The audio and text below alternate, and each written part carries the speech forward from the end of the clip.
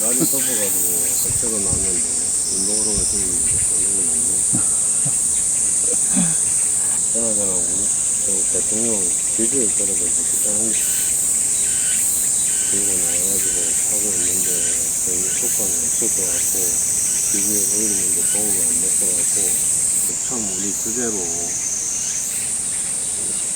민주당에서 이야기하고 지금 10년 넘게 10차 개헌을 못하고 있는데 개헌이라는 게 힘들 수도 있는데 어찌 보면은 우리 정치나 국가적인 면에서 좀 돌파구가 될 수도 있을 것 같고 돌아가는 상황을 봤을 때는 뭐 다른 분들한테 뭐 일표를 두고 이렇게 하는 것보다 우리 생각을 한번 올려보는 것도 괜찮을 것 같아요.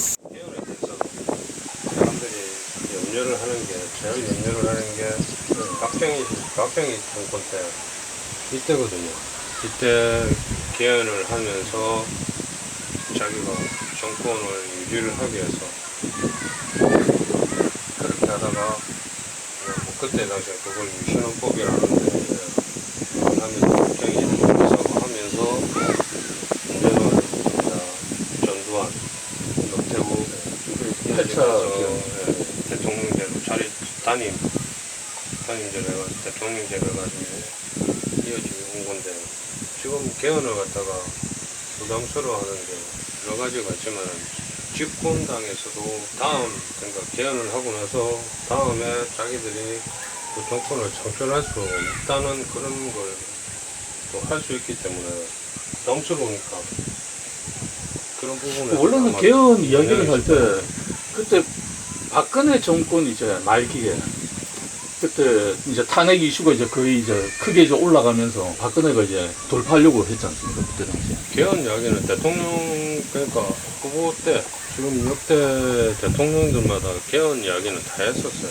정권 가졌을 때도 다 개헌 이야기를 다 꺼내고 했다가 나중에 결과적으로 나중에 정권이 끝났는데도 개헌이 안 된 경우가 그러니까 현재죠. 개헌이 안 됐죠.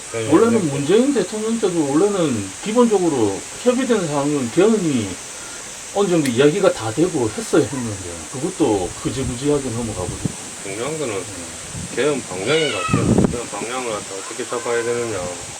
지금 뭐 대표적인 게 내각제하고 대통령 4년 연임제, 중임제 이렇게 있는데 뭐 전체적으로 우리나라 개헌에 대한 그 역사적인 의미를 보면 개헌이 원래는 기본적으로 1차 개헌에서 이제 뭐 어떻게 보면 중점적으로 이제 대통령 직선제가 이제 1차 개헌에서 거기서 이제 실시가 된 거예요. 마찬가지로 이야기를 합니다.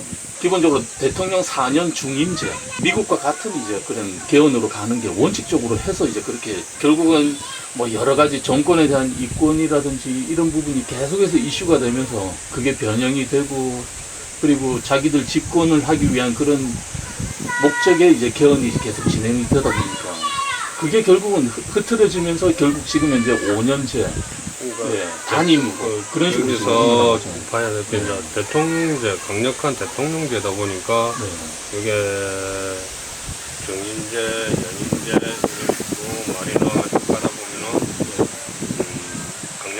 강력한 대통령제다 보니까 독재가 형성이 되고 뭐 예로서 이승만, 박정희 그 대통령께서 그렇게 하셨고 그래서 뭐 연임제니 뭐 그런 부분들을 다 반대하는 부분도 있고 그렇지 않은 경우는 뭐 내각제 같은 경우도 내각제도 이렇게 보면 1950년도 5월 달에 여당이 이제 총선에서 참패를 하게 됩니다. 그래가지고 이승만이 그러니까 위기를 느끼고 이런 식으로 하다가 내가 정권을 다시 잡지를 못하겠다. 또 이제 전쟁 중에 이제 그걸 그러니까 저거 경찰들과 그 이제 군인들을 이제 앞세우고 그 전쟁 중 상황에서 이제 그 개헌을 실시하게 그때 두 가지 내용을 탔어요. 발췌 개헌이라고 이제 그때 1차 개헌이었는데 내각제 이제 부분하고 발췌를 하고 대통령 직선제에 있는 그 부분을 같이 발췌를 해가지고 대통령을 국민이 직접 뽑는 이제 방향으로 그런 식으로 간다는 이야기를 저는 그렇게 그랬는데 결과적으로 네. 이승만 대통령이 전쟁에 났을 때 네. 한강 다리를 폭파시키고 국민들한테는 막고 있다 그렇게 하고 자기는 도망을 부산까지 내려가고 그 다음에 모국으로 도피하려고 그런 생각까지 가지고 있었다는 말도 나오고 있는데 그래서 어떤 위기감 그런 위기감 때문에 된 거고 아까 제가 말했다시피 그런 지도자들이 바른 목적을 가지고 이렇게 시행을 해야 되는데 그런 거 없이 이렇게 진행을 하다 보니까 국민들이 내각제도 대통령제도 어떤 그런 부분에 대해서 정당성을 갖다가 주지 않는 부분도 있다고 봅니다. 그리고 4차 개헌 때 4차 개헌이면 4차 개헌 때 위원 내각제를 했었거든요. 1960년도. 아, 네. 그때 4.19 이거 그 이후에 이제 네, 의원 내각제로 이제 변경이 당시 되면서 이렇게 하고 네. 이제 5차 개헌 때 대통령 직선제 해가지고 박정희 정권이 이렇게 개헌을 하였습니다. 박정희 정권 때 그때 4년 한 차례 중임이 가능했습니다. 그러니까 4년 중임제죠. 이게 실질적으로 미국과 똑같은 상황인데 모든 정권에서 다 부담감을 가지고 있고 어떤 정책 방향에 따라서 개헌이 되고 진행이 되고 이루어졌는데 지금 현재 상황에서 박전 정권, 이명박 정권, 박근혜 그다음에 또 앞전 노무현 정권, 김대중 정권 그런 상황에서도 개헌을 다 이야기를 했었는데 개헌에 대한 부담감을 모든 정권에서 다 가지고 있었고 그 부담감을 안고서 이렇게 진행해 나가기 힘드니까 흔히 어떻게 보면 국민 정서에 좀 많이 안 맞고 원래 국민들이 원하는 이제 정권의 형태는 그 기본적으로 대통령제 중심에서 그 4년 중임으로 미국과 같은 굉장히 어느 정도를 더 선호하면서 이제 물론 내각제 원하는 사람들도 있을 수도 있지만 근데 아무래도 대통령 중임제 가는 게 그래도 그 사람의 정권에 대한 판단도 차기해서 또 할 수도 있고 책임을 지는 이제 그 정권을 만들기 위해서 그렇게 나가는 방향이 맞다고 하는데 근데 그걸 정식적으로 그렇게 활용을 하지 않고 꼭 어떤 위기 때만 그런 이야기를 하니까 제대로 된 이런 통치 체계가 만들어지지 않고 그런 트러블이 일어나고 뭐 했다는 그런 문제점이 우리나라 정치의 좀 가장 큰 문제점이 아닌가. 내각제를 우리나라가 많이 취하게 되면 내각제 같은 경우는 어떤 국회의원들이 총리를 세우고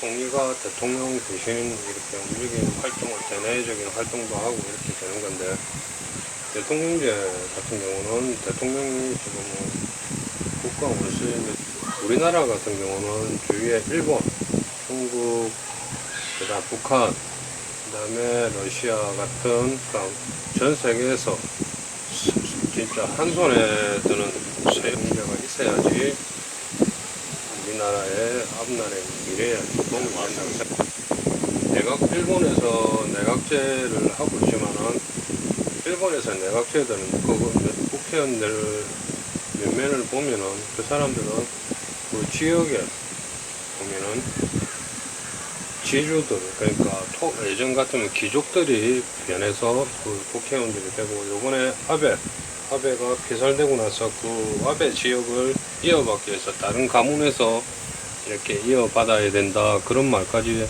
나오는 뉴스를 봤습니다. 네. 그게 내각제의 문제점이 뭐냐면은 나중에 고착화되다 보면은 그 정권에 대해서 오래되다 보면 정권이 썩어 물이 썩는다고 봐야 되죠. 그렇게 되다 보면은 우리나라 실정에서는 내가 할 때는 아닌 것 같다.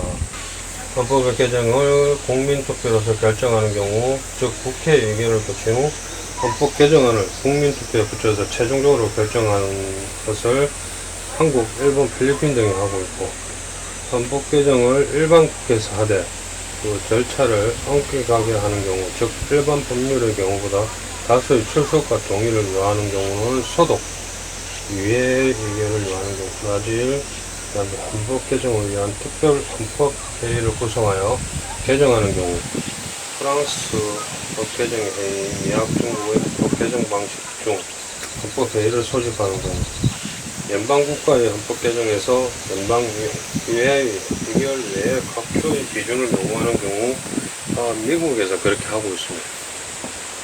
전두환 정권에서 넘어가면서, 노태우 정권 넘어가면서, 그때 대통령 직선제, 그때 전두환 정권이 끝날 쯤 해서 국민들이 들고 일어나고 이렇게 한 상황에서 그렇게 하면서 이제 항쟁이 있고 이렇게 하다 보니까 6월 항쟁으로 이야기를 보통 많이 하죠. 대통령 직선제를 이때 이렇게 아주 임기는 5년 이렇게 해가지고 9차 개헌을 하고 있다가 10차 개헌을 그 다음 정권에서 몇 번을 시도를 하다가 결국에는 20년 가까이 됐는데도 아직까지 개헌을 미루고 있는 상황이 되는 겁니다. 백악회는 대한민국 정서상 또 주위에 강대국들이 많은 시기적 여건상 백악제를 하게 되면은